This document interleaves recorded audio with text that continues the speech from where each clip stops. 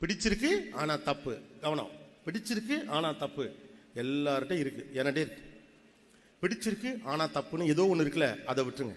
லைஃப்ல ஏதாவது ஒரு கட்டத்தை நீங்க ஒரு அன்கம்ஃபர்டபிலிட்டியை ஃபேஸ் பண்ணி தான் ஆகணும். அன்கம்ஃபர்டபிலிட்டிஸை அதாவது நீங்க ஒண்ணுமே பண்ண முடியாது. அன்கம்ஃபர்டபிலிட்டி நீங்க ஃபேஸ் பண்ணி தான். லைஃப்ல உங்களுக்கு அன்கம்ஃபர்டபிள் இல்லாம சக்சஸ் வரவே வராது.